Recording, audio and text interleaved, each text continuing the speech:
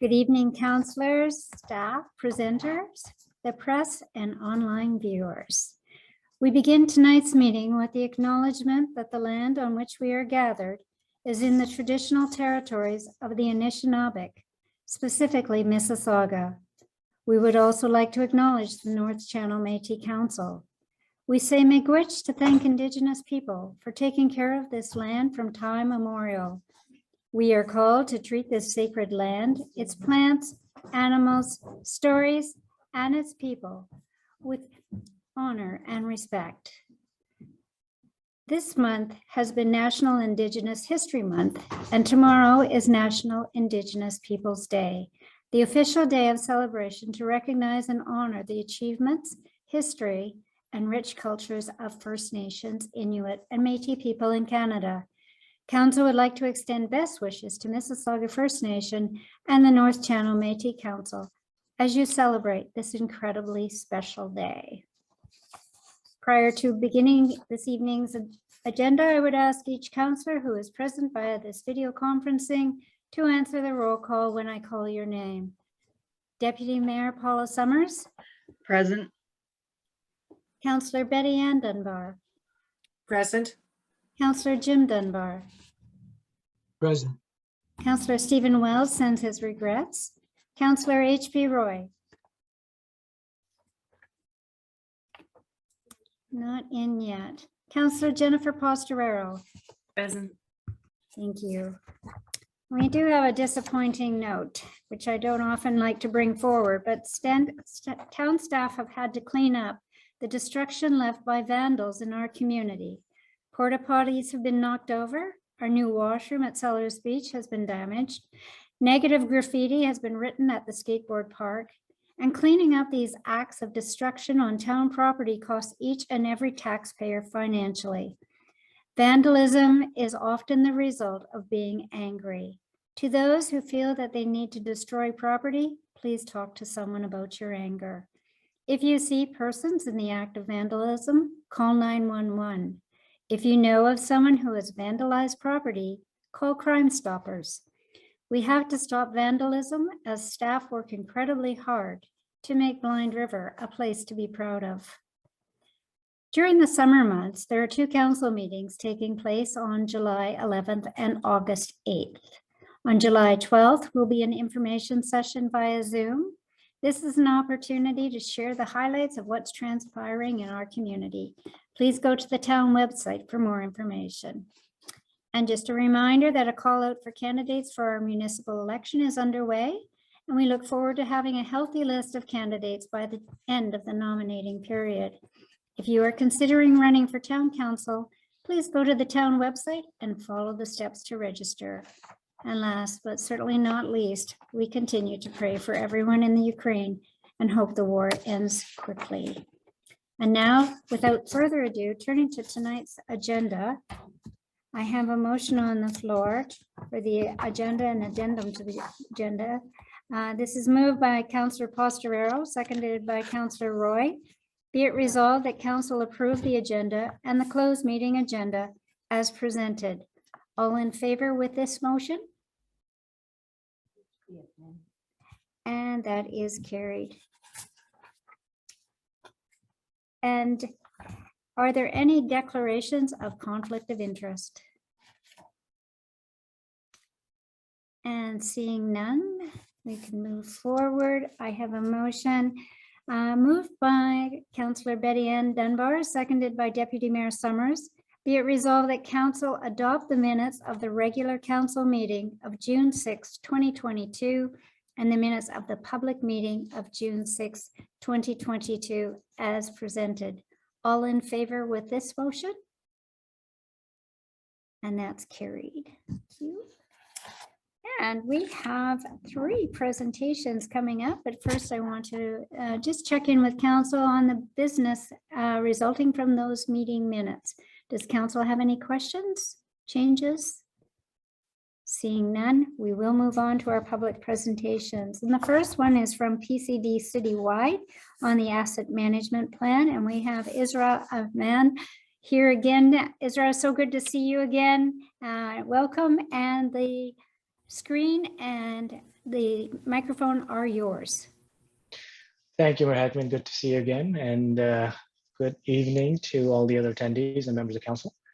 So again, my name is Israr, and call me Iz for short if you need to interrupt me anytime during the presentation.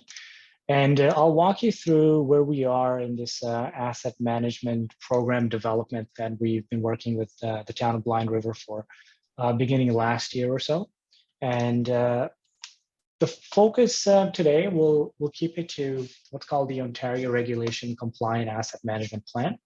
And there's a couple of other components that we'll discuss very briefly so you know the broader context of all the things we're doing with the town as far as asset management is concerned. So give me a moment to share my screen. And once I share my screen, I won't be able to see anybody. So if you do need to stop me, just yell at me and I will stop.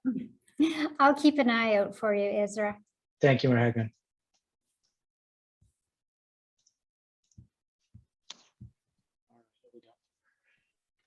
Okay, so there are really two main overarching deliverables that we are working with the town of Blind River to complete.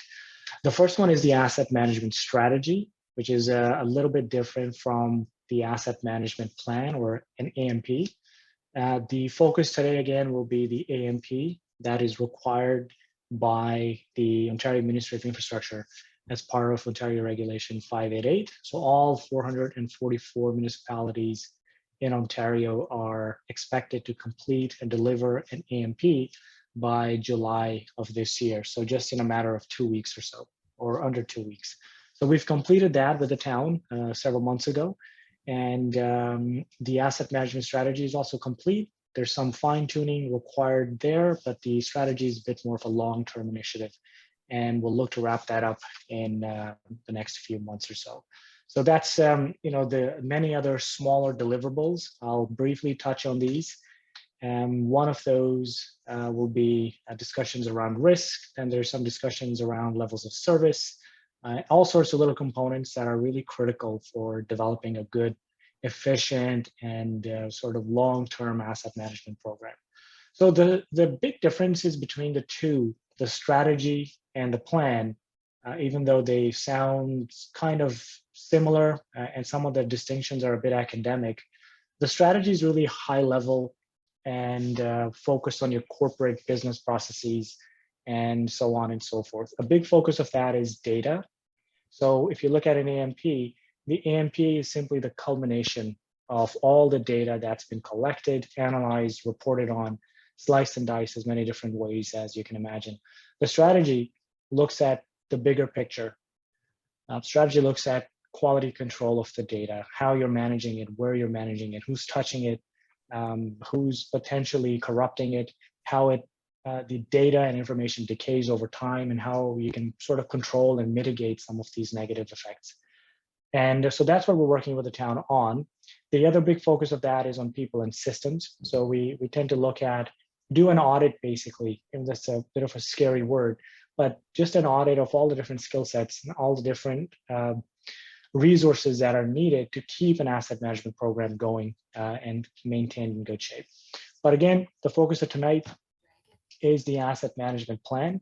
And the second point there, the focus on current loss, or LOS, that just stands for levels of service. So the Ministry for Core Infrastructure Assets has prescribed certain performance indicators that all municipalities must report on. The town of Blind River has done that as well. They can be found in the AMP. They're very sort of esoteric to some degree. They're somewhat technical, so I haven't put them into the presentation today. They're not integrated in any way with the rest of the asset management plan. So if you are curious what those KPIs are, please have a look at the completed asset management plan.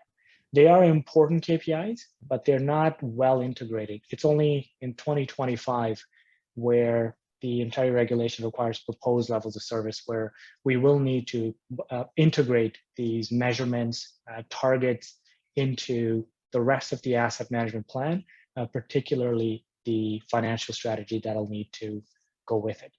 So progress so far. So a lot of things are in the motion right now with the town of Blind River as far as asset management goes. Touched on the first couple.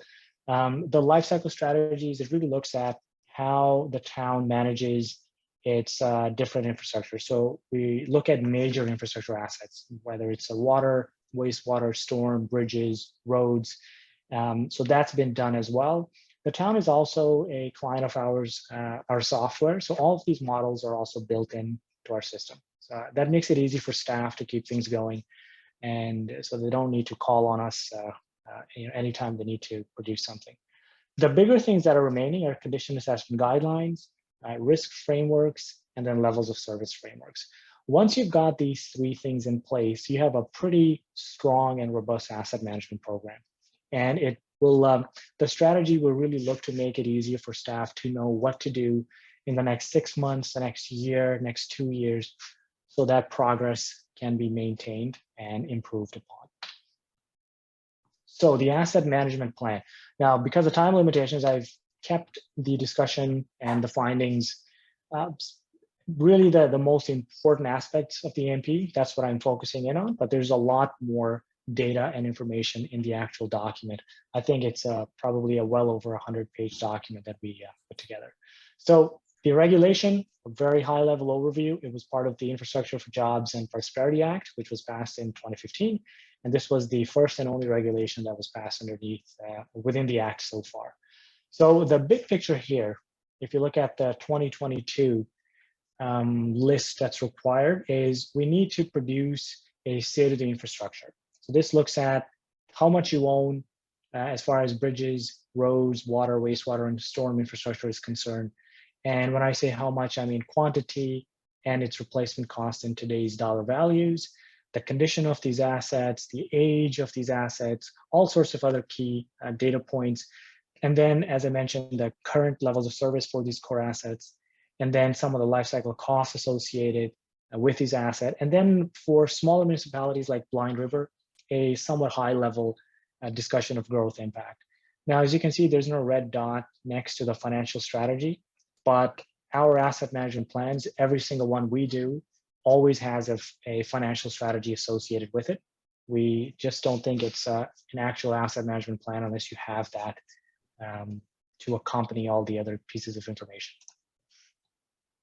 So very high level again.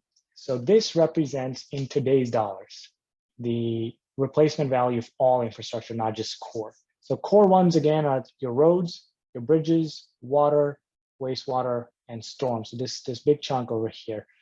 And the big thing I want to emphasize compared to the last time I did this presentation a couple of years ago is last time we were using what's called inflation-based replacement costing. And what that says is we bought an asset 20, 30, maybe 50 or 60 years ago at a certain cost.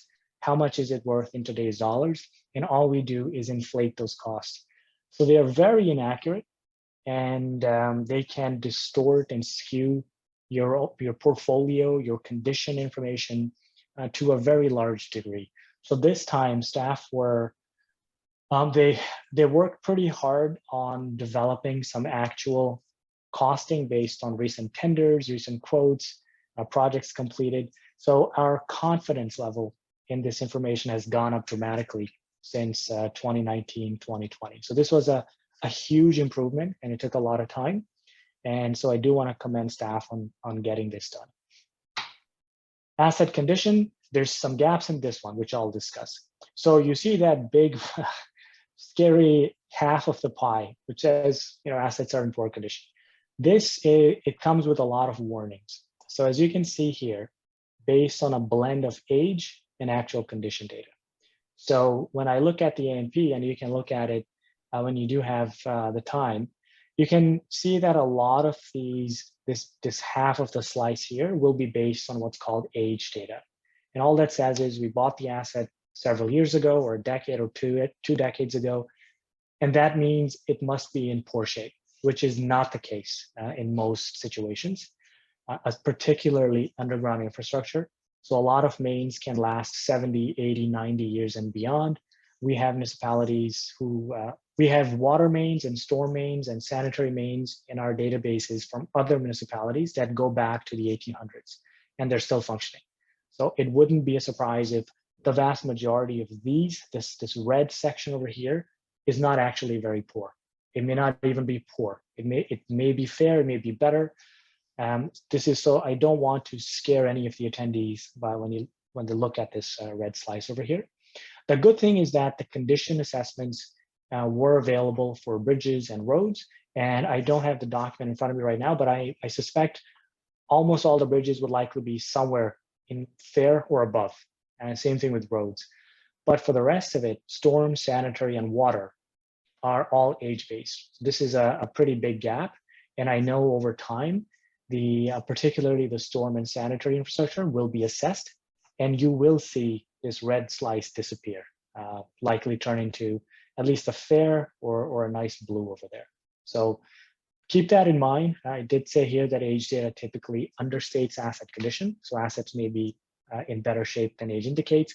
I'm using maybe just to sort of cover myself, but I would suspect that if I was having a regular conversation with any of the attendees, I would say assets are likely to be in better shape than age indicates. This one, so this graph here, this again, another scary looking graph that says, you've got $110 million of assets that will need to be replaced between 2061 and 2065. And even in the current decade, you have about 100 million when I combine these two bar graphs. This is also based on what's called replacements. So it says as assets age, they deteriorate and they should be replaced. But that is rarely the case. So with good lifecycle management, which the town does within its capacity, with good lifecycle management, you can extend the life of the asset by many years and many decades. So what you'll see here is a lot of these will get sort of flattened and pushed out more and more and more, which is really the purpose of asset management when you think about it.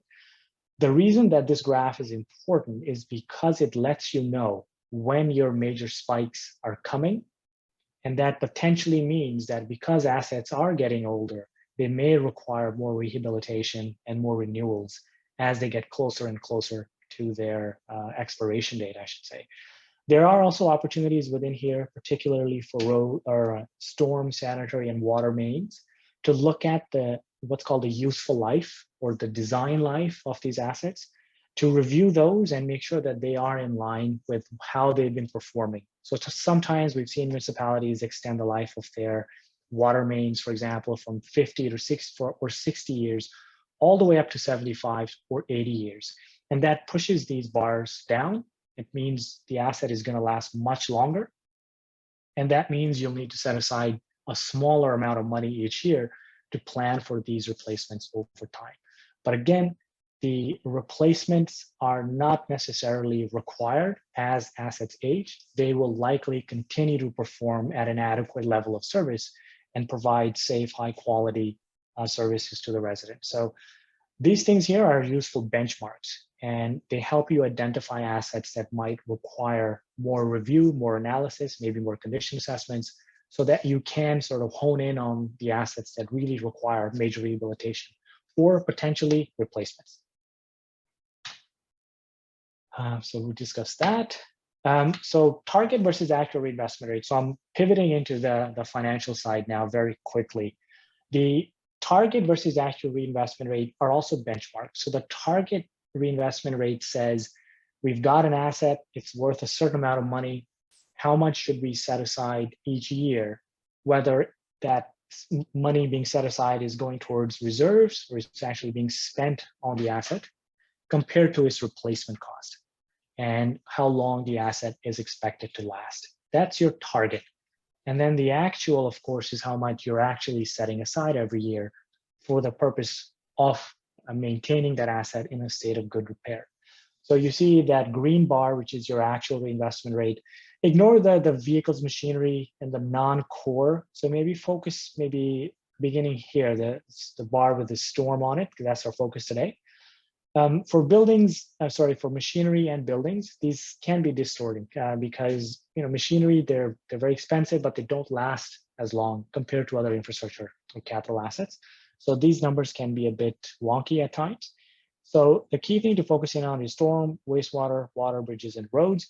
And you can see that for roads, it looks like you're over-investing, but this is only the last couple of years and based on sort of an average of those 2 years. So this does not mean that you now have the capacity to shrink this funding.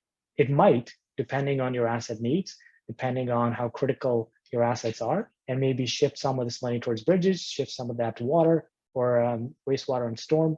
But these assets are pretty dramatically underfunded. This is not unusual for the municipal sector whatsoever. So you are not alone in this. It's a pretty big challenge, but it's a problem that took many decades to get into, and it'll take many years to get out of. The next slide I'm going to show you is just the dollar values, what this means in dollar values. So it's very similar to the previous slide. So the first column here, the AAR, this stands for the average annual requirements. This is based on the replacement cost of the asset and how long we think an asset within road network is expected to last.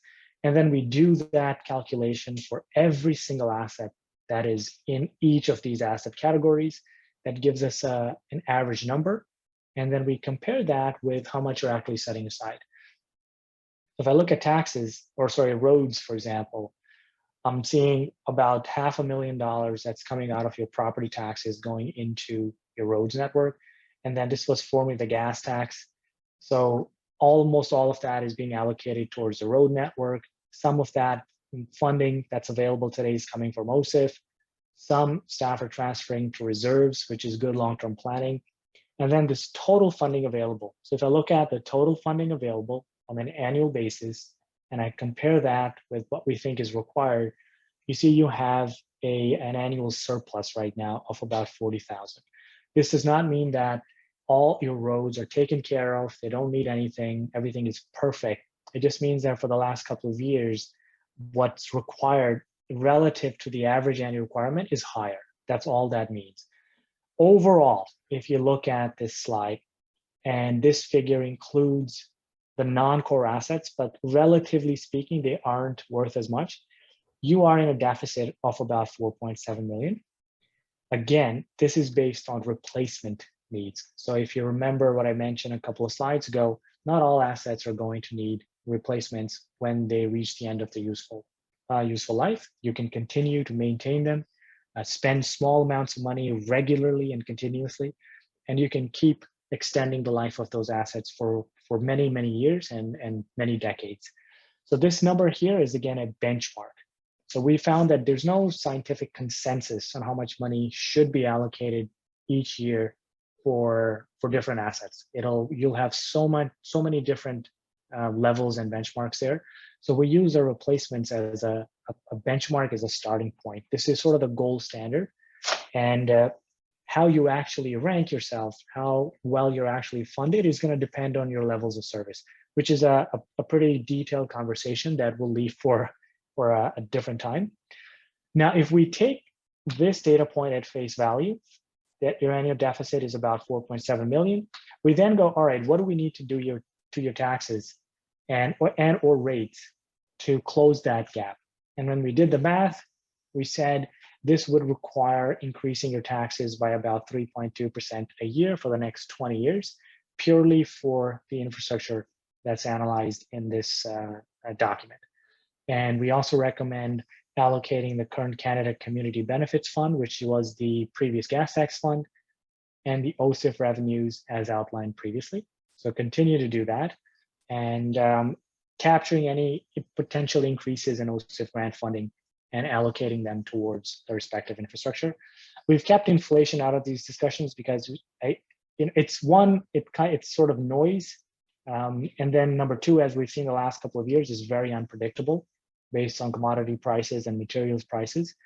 But it's a very easy calculation, and we can easily do that in our system if need be. But I did want to keep the discussion focused on things you can control and properly measure.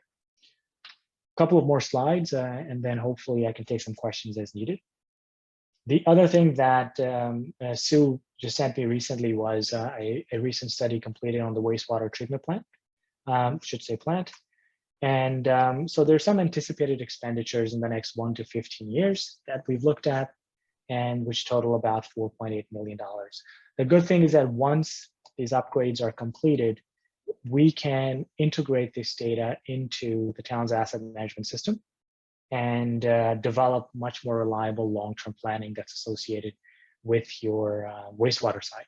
So some of those replacement needs will change, some of the annual requirements will change, and you'll see this impact on your taxes cascade as well. Last slide. So closing remarks, number one, to take a risk-based approach. So we are developing risk frameworks for the town for each of its asset categories. And this will help identify high criticality assets. And so essentially assets that have the highest value to the town based on a number of factors. And their replacement cost is just one of them. So that's not always the most important one, but it is usually in there amongst the top 4 or 5 important factors. The other things we're going to look at are the social impacts, the economic impacts, assets that are strategically important to you, and we'll come up with a mathematical model for all of these, build it into the system, and as you use them over time, they will emulate the decision-making that staff employ to figure out where to spend money. And over time, the more you refine these models, the closer you will get to figuring out which assets are which assets that are requiring repairs should actually get repaired. So just because an asset is in a state of disrepair, unless there's a health and safety issue, it does not mean that you should go and fix it. There are ways to prioritize assets, and these risk models will help you get there. And we will be working on these in the next few months. And lastly, it is essential to integrate levels of service targets. So this will be required in a couple of years. We are working with municipalities late next year to start planning for 2025. And I would recommend the same because this is a pretty complicated exercise. The first step is to figure out your proposed service levels, and then it's to integrate them with a financial strategy. This is it's more complex than the existing asset management plans that the ministry has required, but this will be a much more involved and useful exercise as well, and it'll have a pretty expansive impact, I would say, on your financial planning. So I squeezed a lot of information in that time, but I will stop sharing, and Mayor Hagman, I will pass the controls over to you and take any questions you might have for me. Thank you, Ezra. And does council have any questions on the asset management plan and the presentation tonight? Councillor Jim Dunbar. Thank you, Madam Mayor. And thank you for the presentation, Ezra.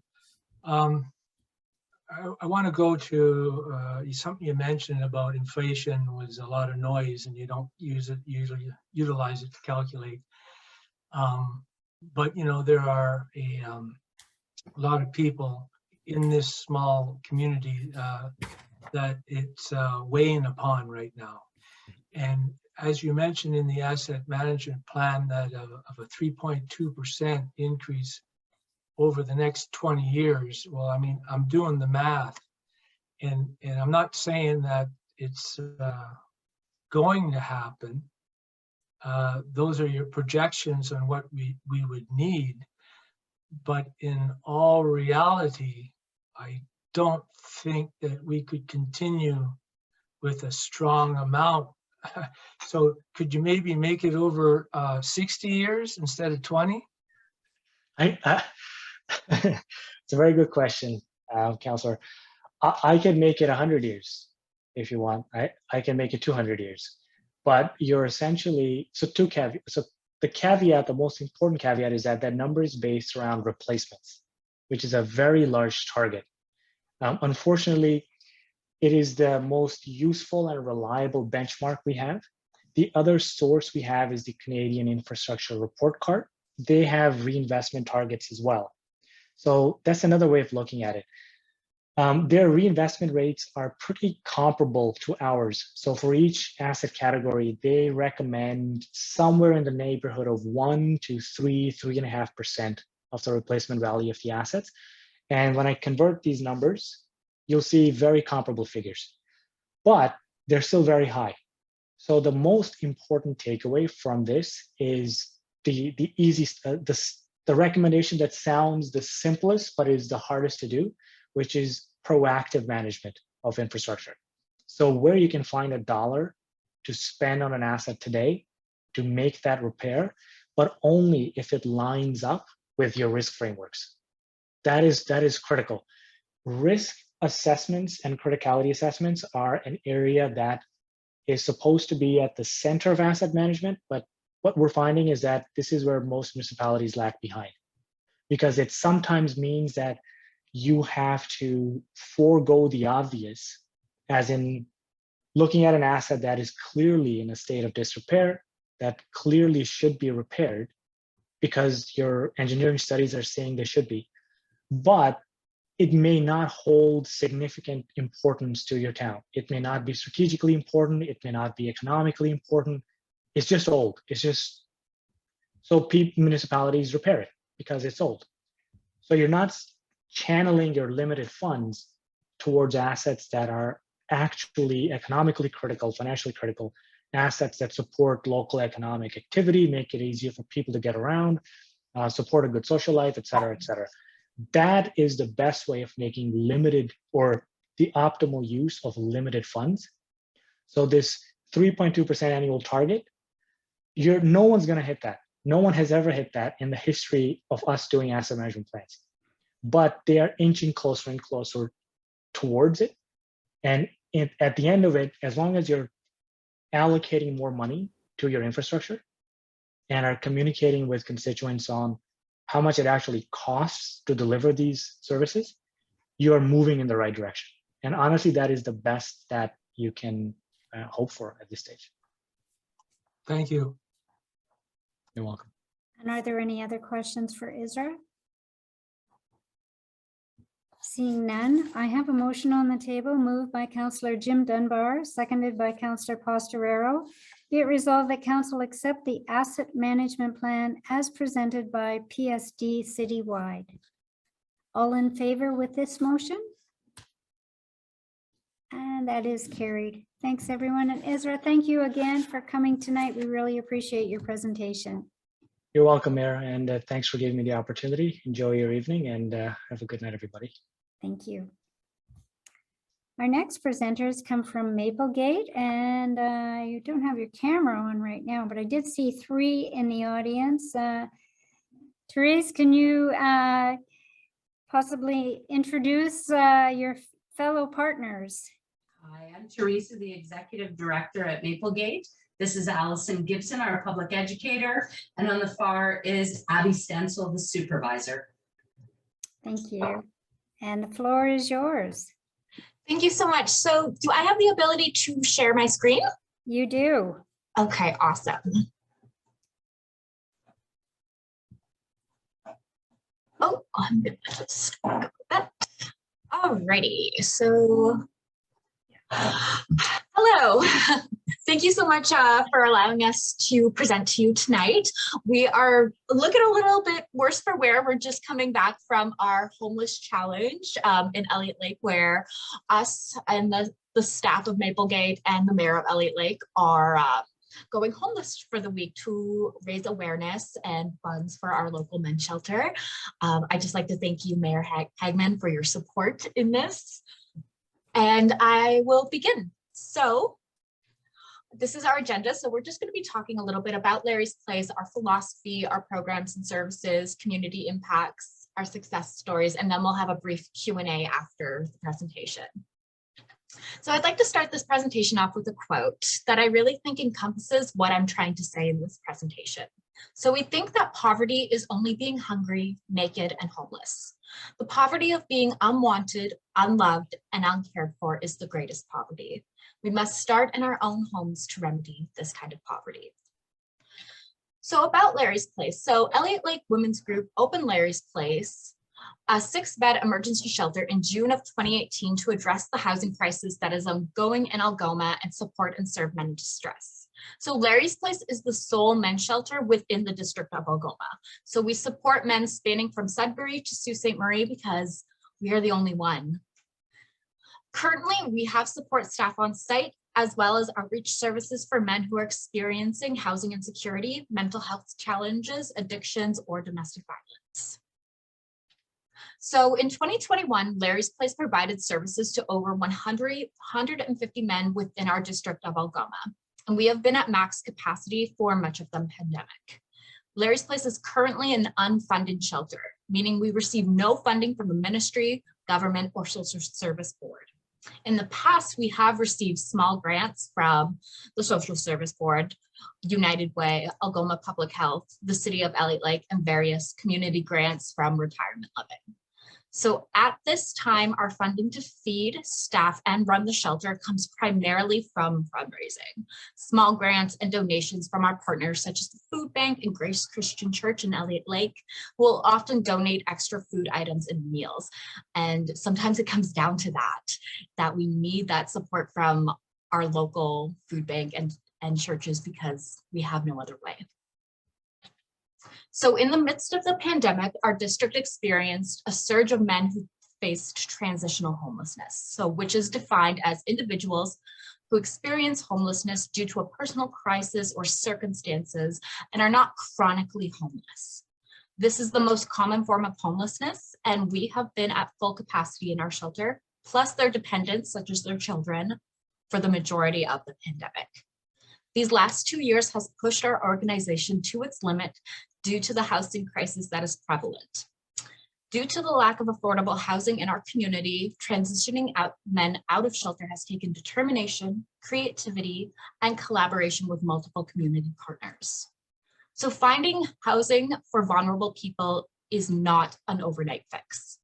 So before the pandemic, the average time it took to find men secure housing was from about 3 to 6 months. Post-pandemic timelines have increased this to 8 to 12 months. This is assuming the client has an adequate credit history and are working diligently with staff to meet their goals. So our philosophy. So at the shelter, we have adopted what is called the holistic approach. So the holistic approach strives to provide support that looks at the whole person, not just their mental health or their physical needs.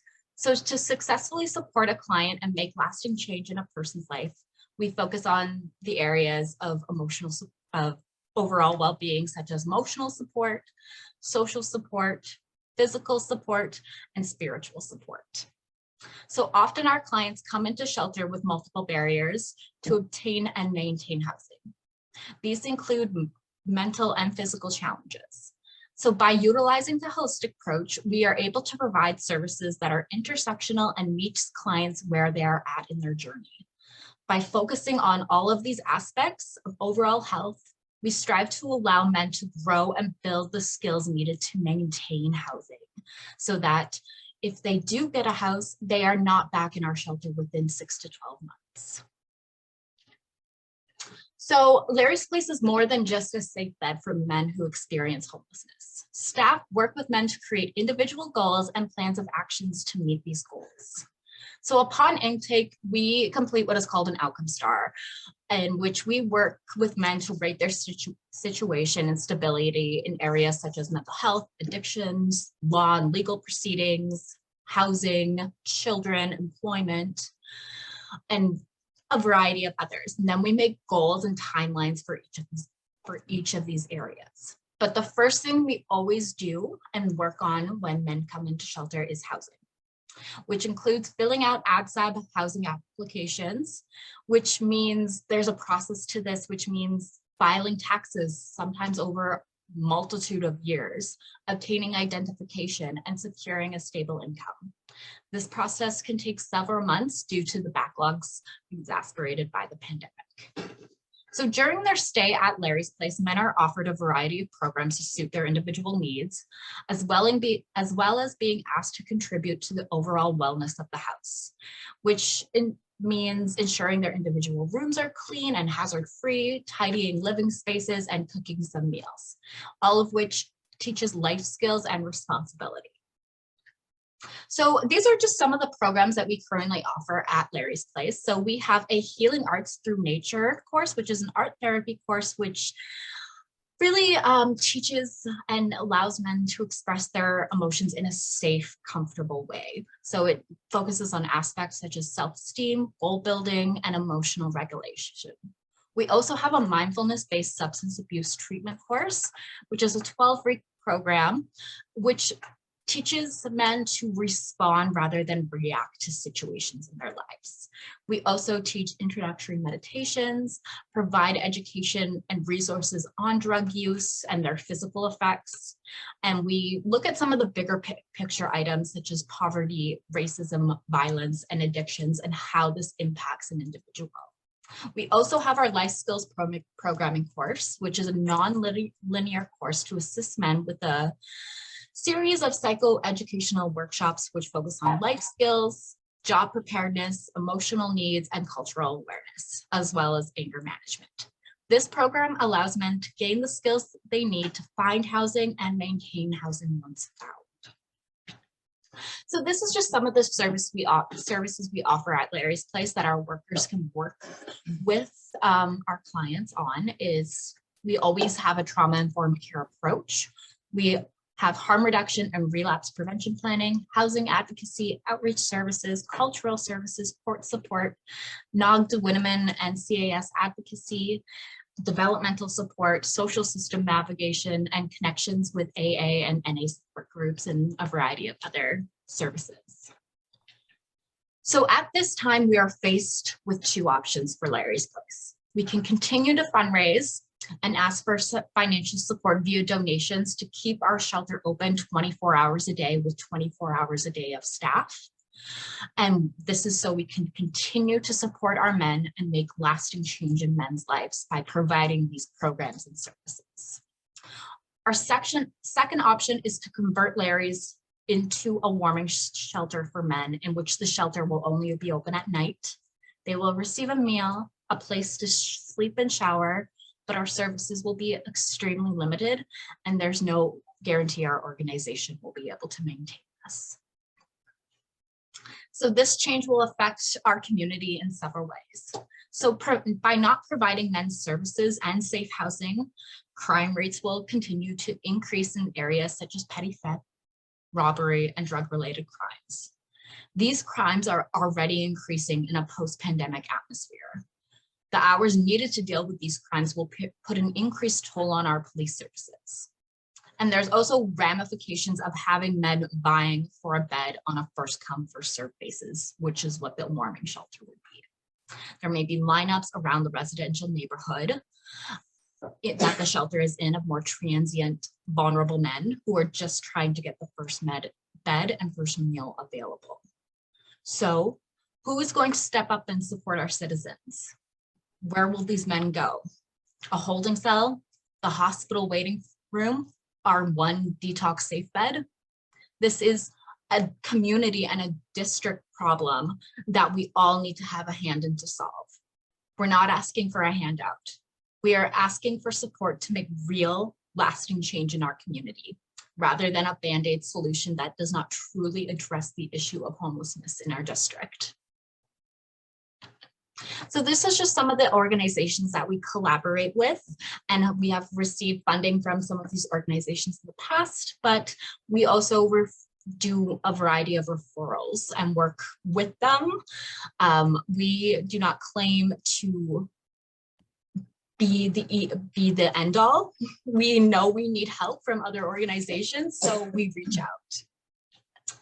So now I would like to go over, put a face to the men we help. So oftentimes when we talk about homelessness, it's in a very abstract way. So I want to talk about some of our men.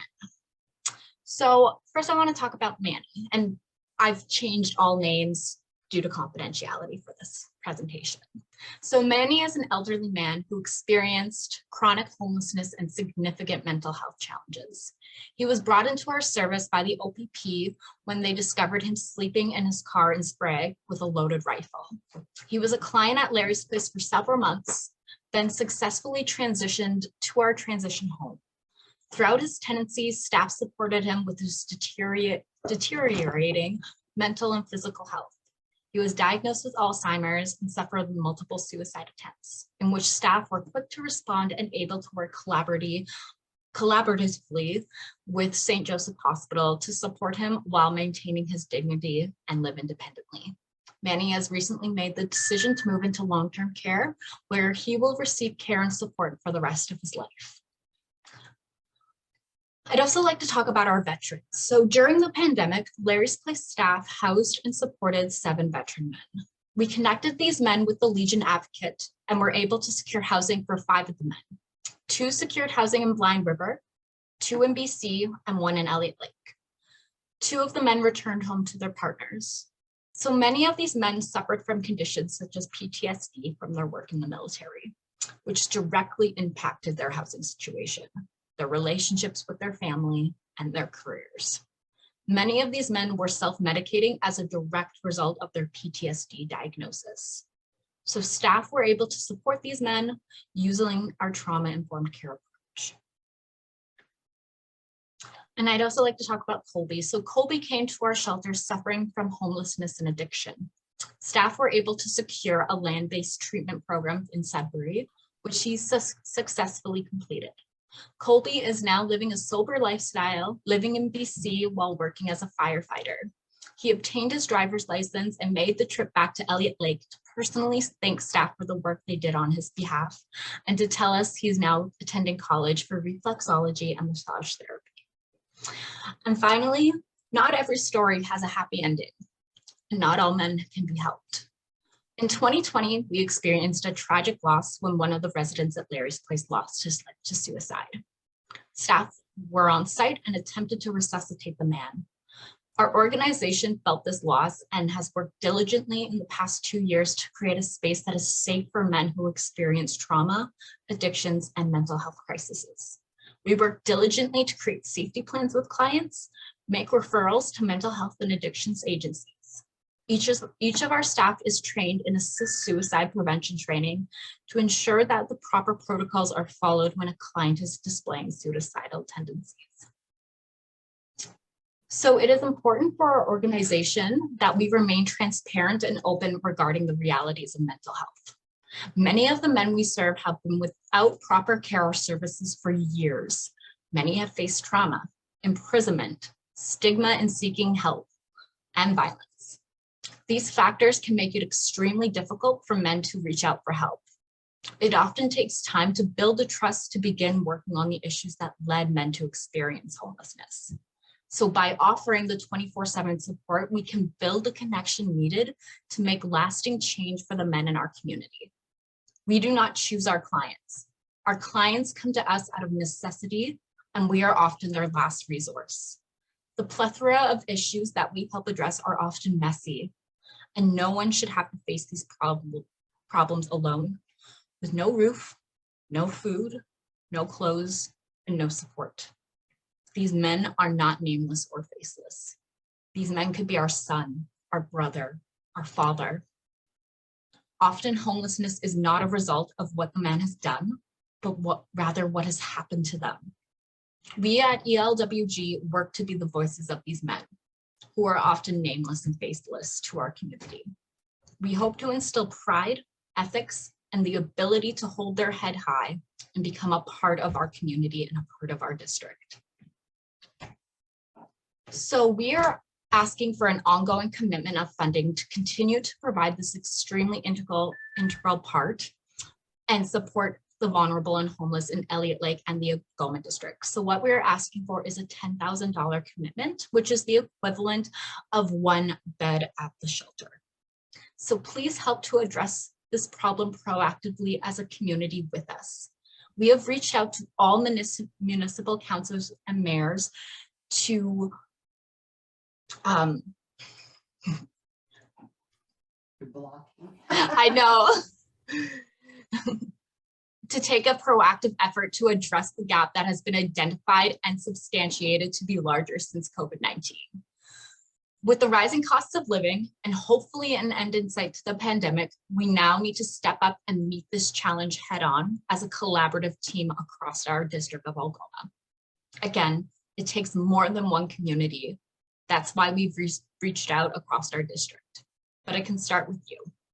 What we hope moving forward with new organizational leadership at the helm is that we can meet, put any ideological difference aside, and let's work.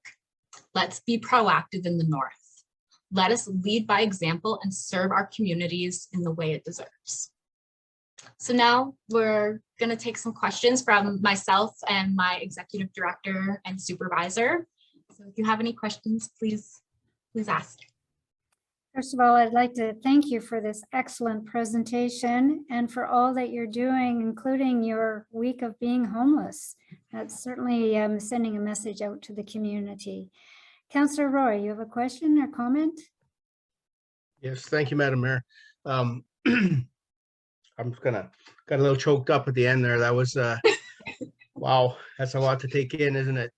I agree that, going to a warming shelter would not be a good idea for you. I think that the 24-hour service that this group provides seems to be it's the cat's pajamas, right? That's what you need.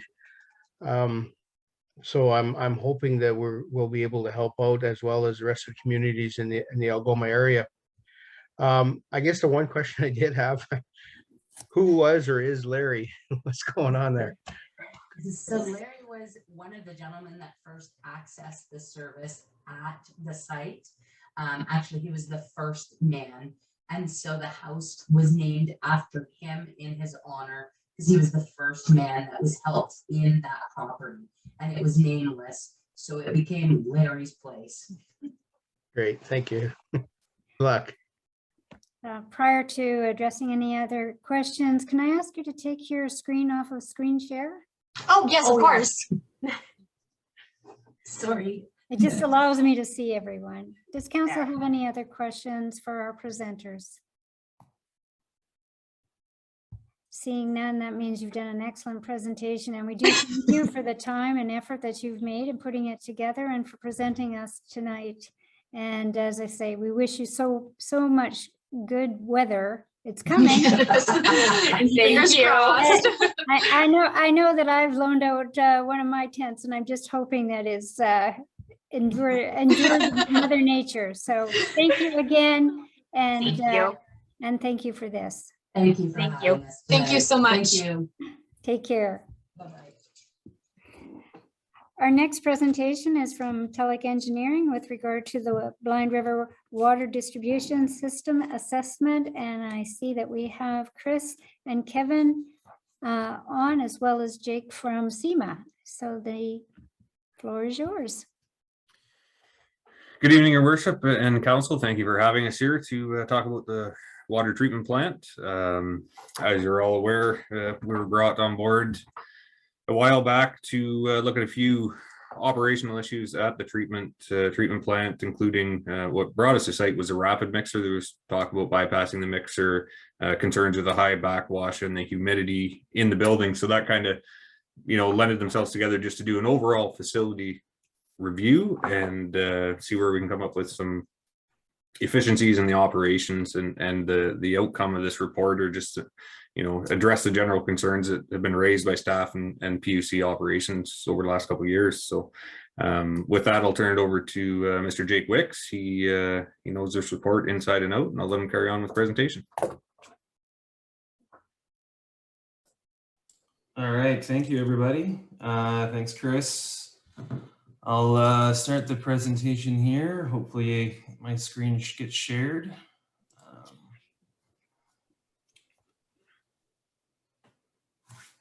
Is everyone seeing that or no? Not yet.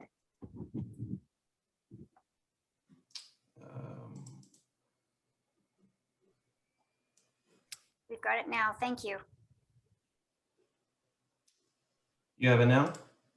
We had it. Had it. We're back into your files. Oh, here we go. Yeah. It's on this slide. Sorry about that.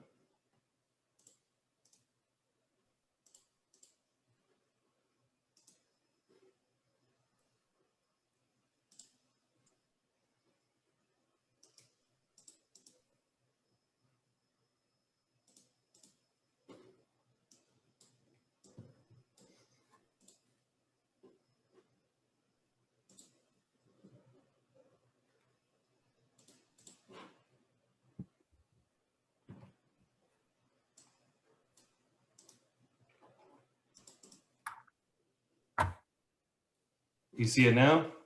Yes, we can. All right, thank you, everybody. All right, so I'll jump in here. My name's Jake Wicks. I'm one of the project managers and lead process designers at SEMA. So like Chris said, I was asked to do a facility review of your water treatment plant, to do a general overview of the different optimizations that could happen and improvements that can and deficiencies that we've seen in that plant. So I'll do a quick overview of what we were looking at, what the existing system and the critical findings we found, and then follow up with some recommendations and the next steps of how to address the what we found. So first, we knew that there was going to be some improvements to the water treatment plant. So we would ask to do a walkthrough of the plant on July 6th. We prepared a facility review and summary report of what our findings were. We worked closely with TULIC and PCU to prepare the report. So we are going to be looking at the most important concerns and overall recommendations. And the report will detail out more of what we found, and it could be used as a summary for critical components in the existing deficiencies. So as an overview, you have 5 wells. There are your well supplies that are feeding into your water treatment plant. So that's down on Blind River Road, and it's a well field, and they've been there for a while. So they pump into the water treatment plant. There's some chemical dosing, and it goes through treatment. It goes through flocculators. You have 2 direct filters, 2 activated carbon filters, and discharges into a below-grade reservoir. You have high lift pumps that pump into the distribution system, and pumps into the standby storage tank, and then directly into the distribution system. So looking at this as like sort of a front to end evaluation, we looked at some of the other components. So as part of this, when the filters are filtering and they're doing their job, they accumulate particulates and contaminants, and then that's required to be backwashed and cleaned. So that's using the treated water storage that's there on site, and goes into a residue holding tank. So some of the things that we found that were issues on this were that the well supply has a continuing decline of overall health. There's diminishing supply and poor water quality that's adding to the backwash volumes. When the pump starts and stops, the water quality appears to get even worse. So that adds the filters to plug up more frequently, and that meaning that there needs to be more backwash events that happen. Because the water quality is so poor, the coagulants and chemicals that are used to improve the water quality of the end product are ultimately adding to the plugging of those filters. So it really just stem back to the poor water quality that you have. And so once that gets into the residue holding tank, ultimately it has to go somewhere, and so it's then discharged to your wastewater pollution control plant, which is receiving some of the extra loading. The other things that we found were low distribution pressures, and that's from a variety of different reasons. To reiterate, so the declining well supply and the diminishing raw water quality seems to be having some significant cascading effects on the rest of your water processes. And that's specifically on why you're seeing high backwash volumes. These high backwash volumes are causing accelerated wear and tear on your equipment. The high coagulants that are used, the chemicals that they're also adding to the high backwash, but they're needed for the poor water quality. The higher backwash that you're experiencing there is ultimately received by the wastewater pollution control plant, which adds on extra stress. So as I mentioned, there's low distribution pressure. We also noted that your facility is sized for 6 MLD. So you're only using a fraction of that at this current moment. So we've seen flows up to 1.6 MLD and on average about 1. So you're quick math there, you're using maybe around 1/6 of the total capacity of your plant. And that adds different complexities on how to actually operate it. So there's lots of space to grow and use up that full space, but because you're operating on the lower side of it and the low flows, in addition to the poor water quality, it's difficult to, I would imagine it'd be difficult to operate. So there's, for instance, with low flows, you'd be getting inaccuracies in a lot of the instrumentation that's already there. So your flow meters, if you wanted to read your flow meters, inaccuracies become higher and higher at lower flows. Looking at and speaking with operations, it seems like they're doing as best they can when they shut down different drains and different processes to run more flow through for those processes to optimize it. Some other things that we saw were specific issues related to very specific components of the plant, such as the inline mixer. We've saw that there's been some ongoing issues with the automated valves. We saw that there's some wiring in the well housing between the communication. So if one house goes down, all the other ones go down. We've noted that there was some chemical storage that's you have large containers for your chemical storage. And also, again, the flow meters and some level meters that are getting clogged up and plugged up.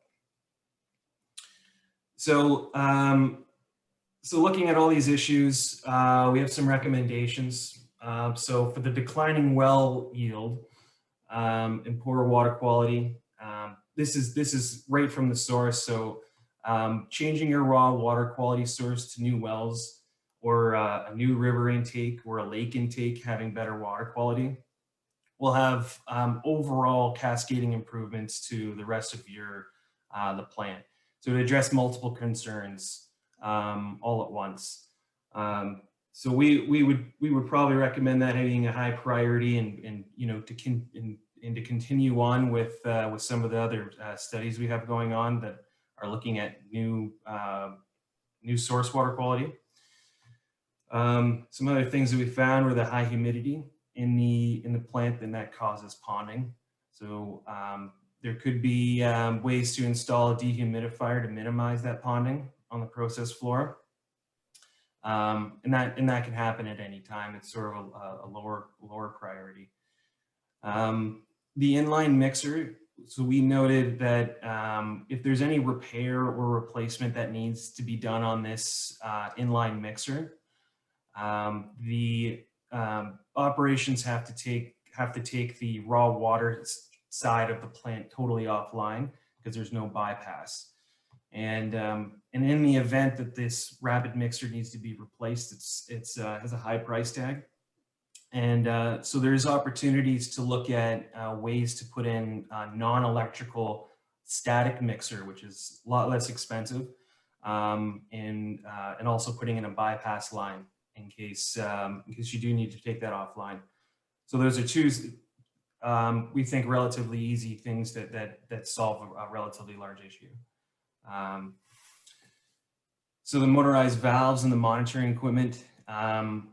The motorized valves, we're recommending to conduct a conditions assessment on those motorized valves and the different instrumentation.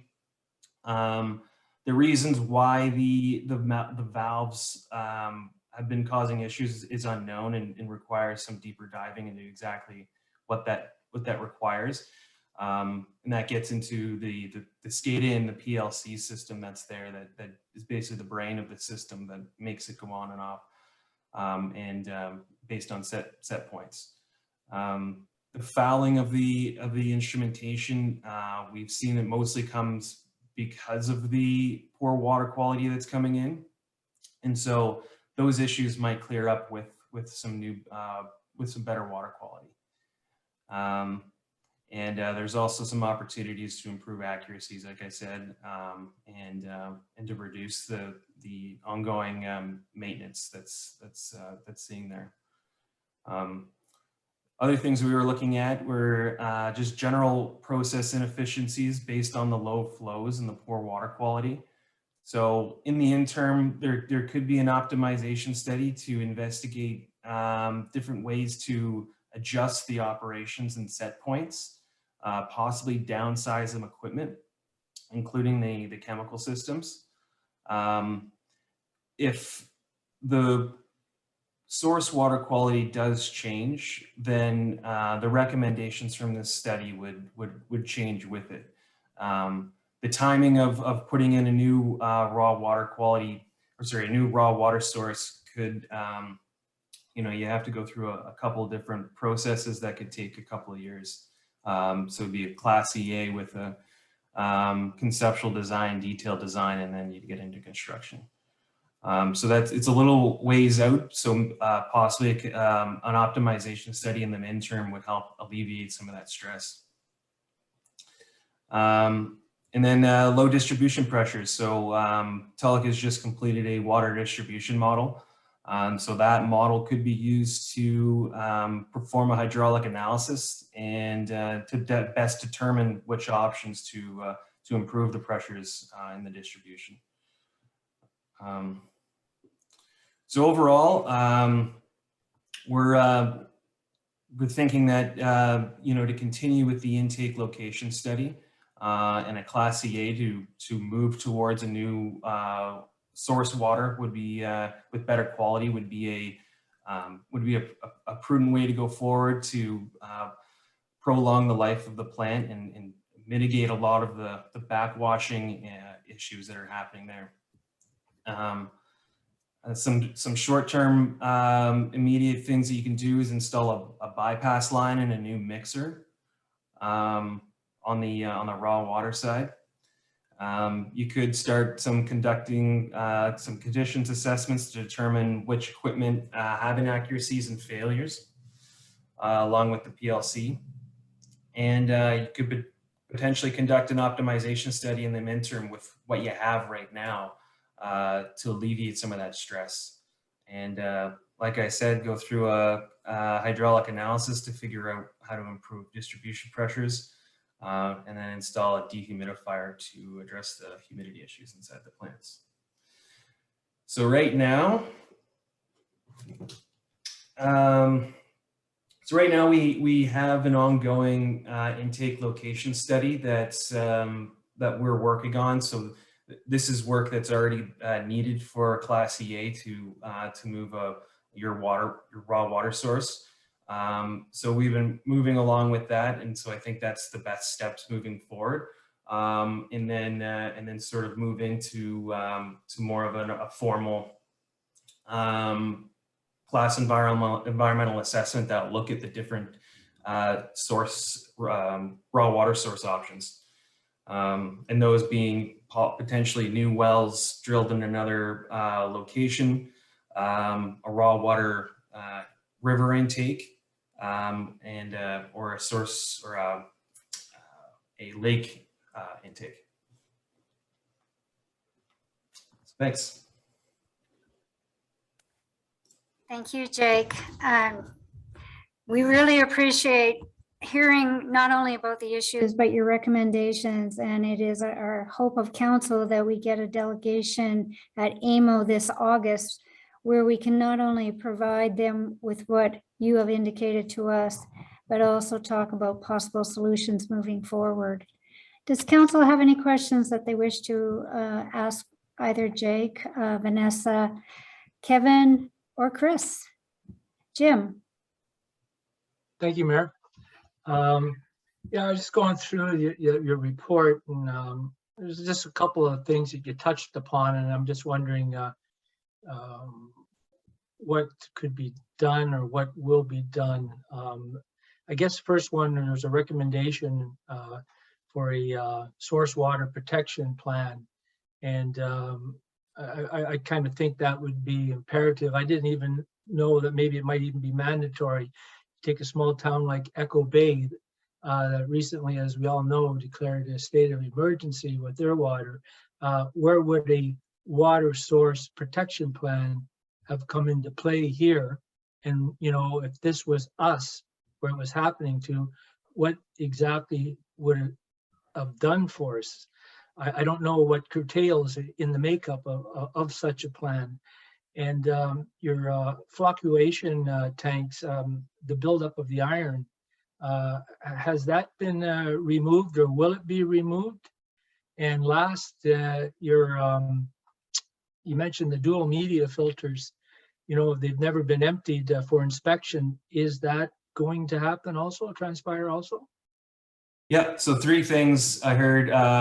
Why is a source water protection plan important? I heard that is the iron going to be removed from the filters, and sorry, what was the third one? I don't know if it was the filters or it was on the walls of flocculation tanks. Right. Okay, so the source water protection plan it's being pushed by the ministry as a plan that comes out that really identifies all the source water point contamination that could impact your intake. So looking at from holistical point of view, you have your sewage treatment plant and it has an outfall into a lake or somewhere into the environment. Knowing where that outtake is really important in being able to protect where your water intake is, because you could easily short circuit it and then start bringing in water that's poor. It looks at waterways that have high vehicle traffic and potential sources for leakage of fuel. And so it's supposed to be a larger scale plan that sort of identifies all of the point pollution points and basically protects you over the long term. And so that's looked at up front in any sort of planning process to just to help prevent those type of issues from happening in the first place. There are municipalities out there that don't have them, but I believe that this is becoming more of a mainstream thing that the ministry is asking for. The iron buildup in the flocculation tanks, those are that's due to the poor water quality. That should be cleaned, but over the long term, it won't. You really got to nip it's a Band-Aid solution for something that's much larger. You know, with the scaling that's happening in there, it won't really affect the downstream processes. However, what we've seen in there is that they call it a level transducer. It basically measures level inside of the tanks. That's getting gummed up with some of that stuff. That should be cleaned. And so there's different recommendations I think we had in there to help with that. Like putting in a sealing well, so the flocks aren't really attaching to it and messing up with the sensing. And the dual media filters, the backwashing of them, if a removal and replacement of the media could happen, and could improve the the number of backwashing volumes, but ultimately it's the raw water source that's really causing that main issue. So it's, yeah, for these interim things that you could do and really have an effect on it, I think there needs to be like a deeper dive into, like, you know, how much of an effect will it be, and whether that money is spent effectively. And so those two other studies that we included in there, I think, would address that. So the common denominator here is water source quality. Absolutely. Yep, there's no question. So some of the previous reporting that's been happening, we're seeing a decline in the actual supply of the water, and in a decline of the actual quality of that water. And so once the quality starts going down more, it means you have to use the treated water that would have been otherwise used for drinking to basically clean those filters, and you're wasting it. And so it starts to it starts to get worse and worse as the years go on, because you don't really know how fast those wells are going to last. And I mean, up until this point, it seems like the constant rehabilitation of those wells have prolonged the life of that source.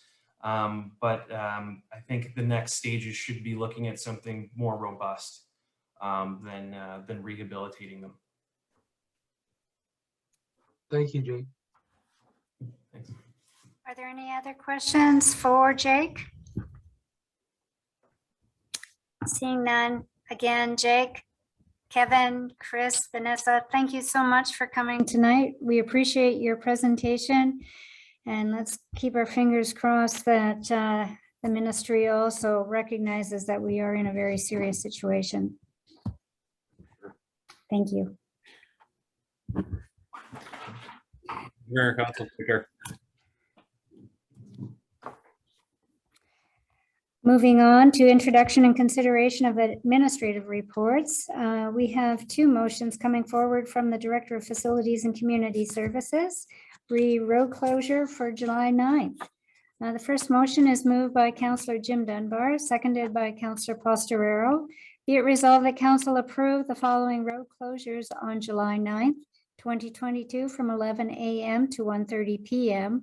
or when the parade has passed fully, whichever occurs sooner, at the following intersections: Causley at Woodward, Woodward at Hudson, Woodward at Huron, Woodward at Scott, Woodward at Lawton, Hudson at Hawkins, Hudson at Lashore, Hudson at North Street, and Hudson at Causley Street, and that Council approve the use of municipal road barricades as well as staff to assist with the setup and removal. Questions, comments? All in favor of this motion? And that is carried. And the second related motion, this one is moved by Deputy Mayor Summers, seconded by Councillor Roy. Be it resolved that Council approve road closures at Causley and Woodward, as well as Woodward at Murray from 11 a.m. until 6 p.m. on July 9th, 2022 to create a safe downtown pedestrian activity area, and that Council approves the use of municipal road barricades as well as staff to assist with setup and removal. Questions, comments? All in favor with this motion? And that's carried. Thank you. And in relationship to our public presentation that we heard tonight, I have a motion moved by Councillor Roy, seconded by Councillor Jim Dunbar. Be it resolved that Council grant relief from Section 11 Limited Service Residential Zone, subsection 11.2, LSR Zone Regulations of the Comprehensive Land Use Zoning Bylaw 16-49 for the property located at 2126 Highway 557 for permission to increase the maximum gross floor area for an auxiliary use building or structure in the LSR Limited Service Residential Type Zone to 1792 square feet, where 1076 square feet is permitted. A minor variance. Questions, comments? Seeing none, all in favor with this motion? And that is carried. Thank you. And the second motion is coming from our public presentation tonight. And this motion has been moved by Councillor Betty Ann Dunbar, seconded by Deputy Mayor Summers. Be it resolved that council approve the request to amend Schedule B of the Comprehensive Use Land Zoning Bylaw 16-49 for the property located at 84 Indiana Avenue to allow for a change in zoning designation from OS, Open Space Zone, to RM, Residential Multiple Zone. Questions, comments? Councillor Jim Dunbar? Thank you, Madam Mayor. It's more of a comment, you know. I'd like to reiterate a few of your points that you made earlier at the earlier meeting. You know, I remember seeing a poll that we had over, I believe it was something like 52% of the towns who's over 50 now. And we have seniors who would love to downsize and move into something smaller, comfortable, affordable, you know, to purchase or rent. And we really don't have much for an age-friendly housing here in this town.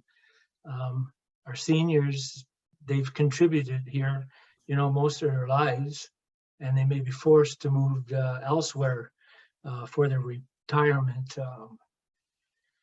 We can't even entice professionals sometimes to come along here and work, live, and play because of the lack of housing shortage we have here in town.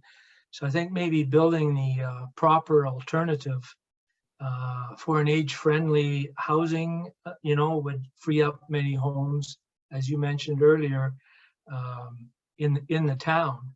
So, I mean, I hope, you know, that this council, if its intent is on moving forward with the pre-rezoning for the residential multiple in that area, I hope we seriously take a deep look at the type of development that ends up in that in that area. Thank you, Madam Mayor. Thank you, Councillor Dunbar. Councillor Roy? Thank you, Madam Mayor. Yeah, we've been talking about this being, you know, hopefully it's a retirement there kind of thing. It could be anything.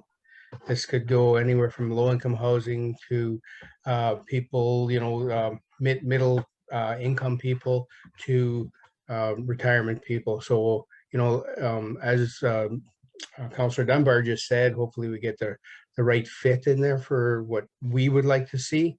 So, yeah, because I mean, there's a lot of people who wrote letters to us, I believe pretty much everybody on that block.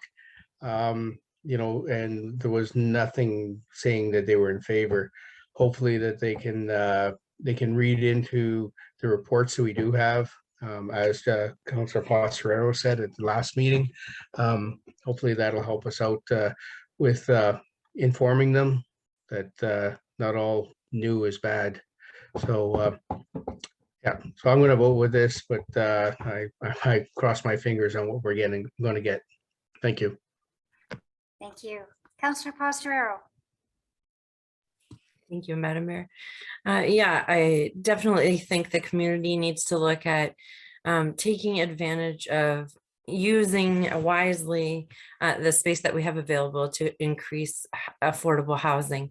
No matter what type it is, we're really blessed with the fact that we have so much green space, and especially in that area, there's lots of areas that are open green space.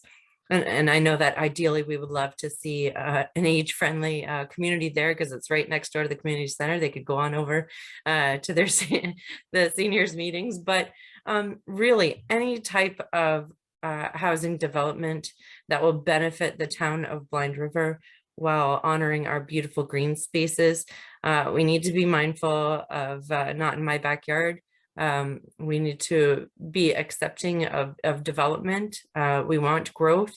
We want to thrive as a community. So I really look forward to future development And I know a colleague was one of the opposition letters singing Joni Mitchell to me, pay paradise and put up a parking lot. I don't think that is our intention. Our intention is to definitely benefit the community. And I think we are in such a housing crisis that this would be very beneficial. And again, yes, if they take a look at that report on page number 2, because many of the concerns were the fear of taking over the entirety of the green space, which definitely is not the intent. So yeah, I'm definitely in favor. And in summation of the comments, we have a win-win-win situation. We would be providing homes for our seniors if possible. We would be allowing new families to purchase homes in the community while complementing our green space. So it could definitely be a win. Councillor Jim Dunbar, you had another comment? Yeah, thank you, Madam Mayor. Yeah, I mean, it's my hope that, you know, it's something like to an effect that some developer will step up with myself personally, some sort of senior independent retiree type living homes there. But I mean, I understand that, you know, opportunities only knocks once or twice. So, but I would like to also, Madam Mayor, to ask for a recorded vote on this.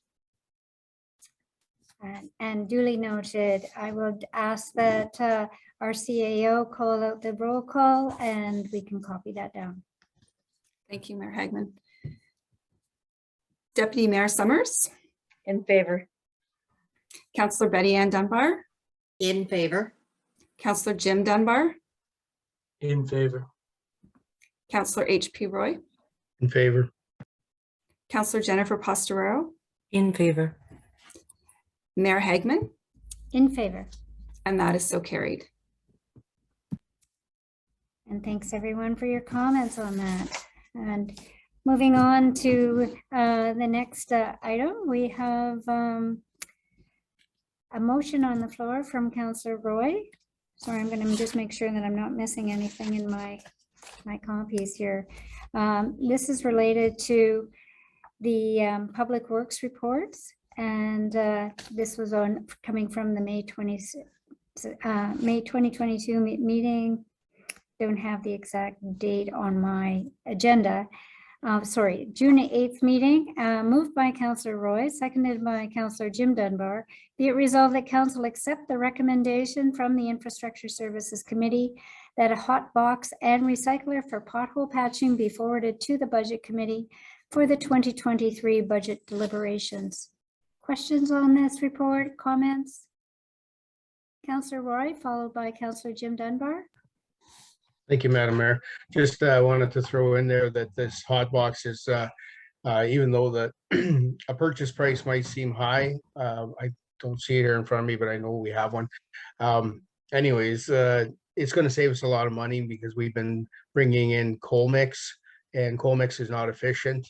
And even to have smaller patches, sometimes we have a company out of LA Lake come down to patch for us. This is going to save the town a lot of money in the long run.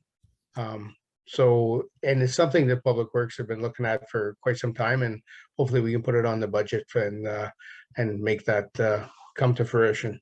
Thank you. Thank you. And Councillor Jim Dunbar. Councillor Roy pretty well summed it up for us. I mean, I realize there's two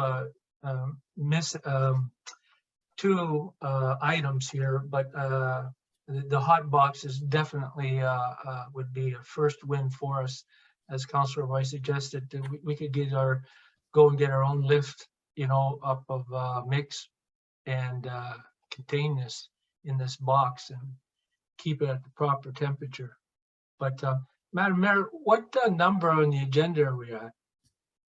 We are at 11.1.1. All right.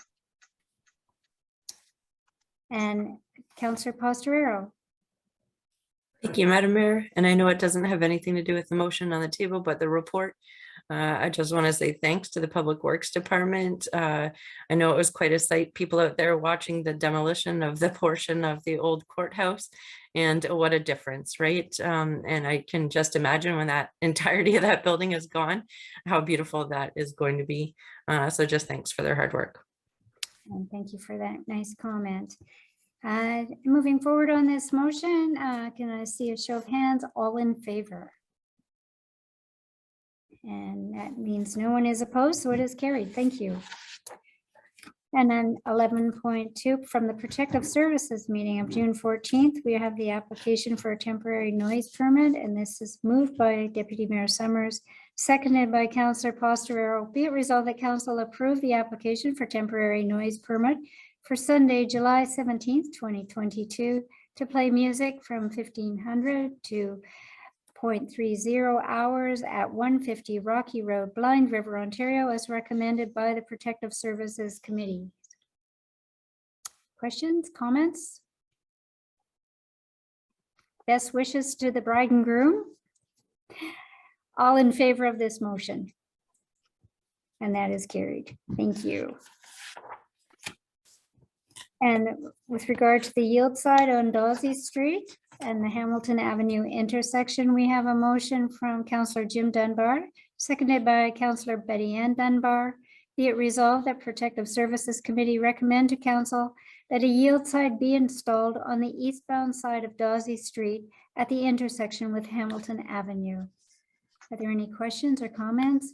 Councillor Jim Dunbar, followed by Councillor H.P. Roy. Thank you, Madam Mayor. I was wondering maybe if administration or somebody might be knowledgeable.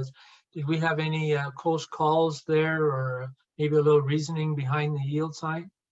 We have Mr. Raymond here, and he'll be able to fill you in. Through you, Madam Mayor.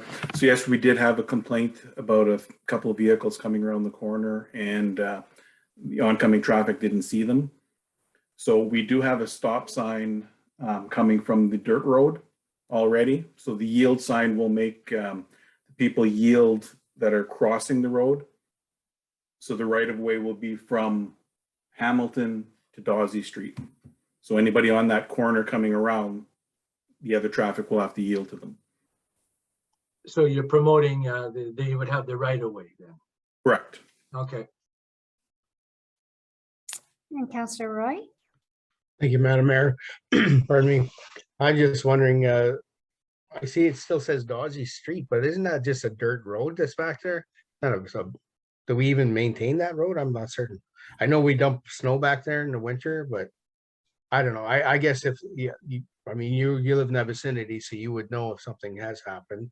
But I was just questioning the road because it doesn't seem like much of a road. It is maintained, and it is plowed in the winter.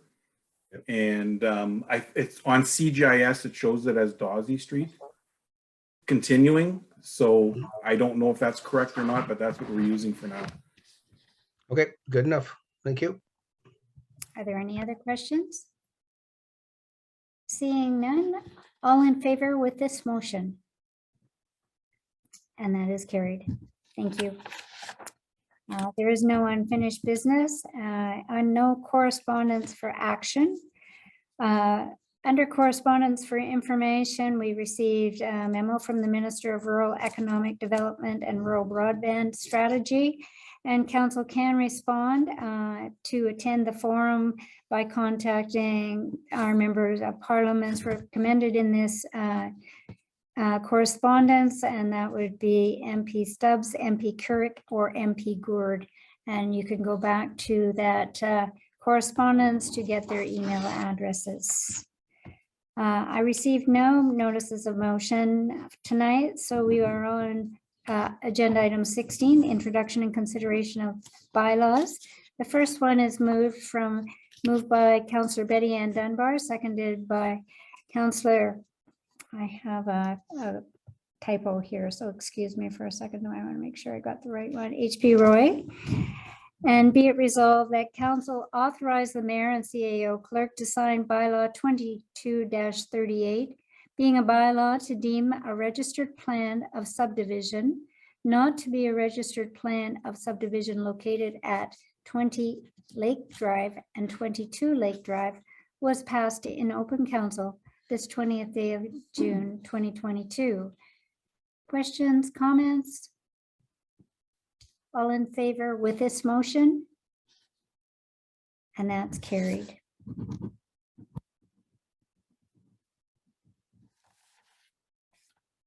The next one is being moved by Councillor Jim Dunbar, seconded by Deputy Mayor Paula Summers. Be it resolved that council authorize the mayor and CAO to sign bylaw 22-39, being a bylaw to authorize the municipality to enter into an agreement with the Northern Ontario Heritage Fund Corporation and the Blind River Development Corporation for the Tourist Information Center upgrades was passed in open council this 20th day of June 2022.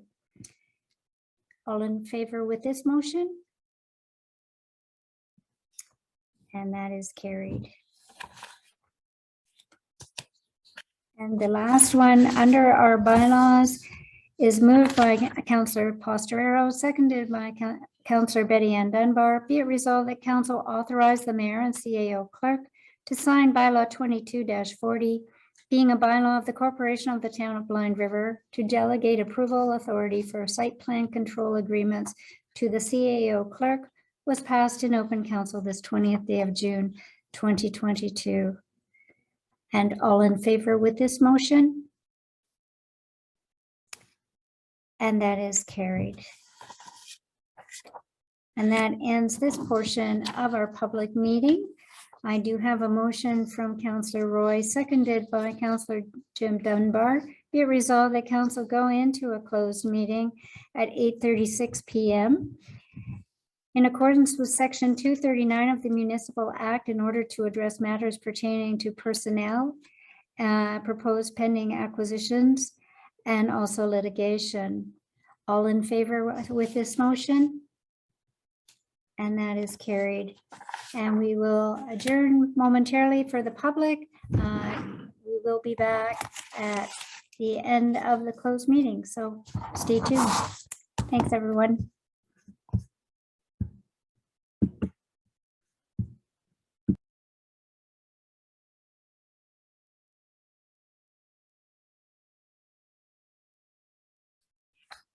Welcome back, council. I have a motion on the floor moved by Councillor Jim Dunbar, seconded by Councillor Roy. Be it resolved that council resume the open meeting at 9:03 p.m. All in favor with this motion? And that is carried. Thank you. And while we were in closed, council discussed personnel matters as well as proposed pending acquisition, disposition of land, and litigation or potential litigation. And now I have a motion from Deputy Mayor Summers, seconded by Councillor Posterero. Be it resolved that council authorize the mayor and CAO clerk to sign bylaw 22-41, being a bylaw of the corporation of the town of Blind River, to adopt the minutes of the meeting of June 20th, 2022, was passed in open council this 20th day of June 2022. All in favor with this motion? And that is carried. And last but not least, I have a motion from Councillor Betty Ann Dunbar, seconded by Councillor Roy. Be it resolved that council adjourn at 9:04 p.m. All in favor with this motion? And that is carried. Thanks, everyone. Have a great rest of your evening, and we'll see you soon.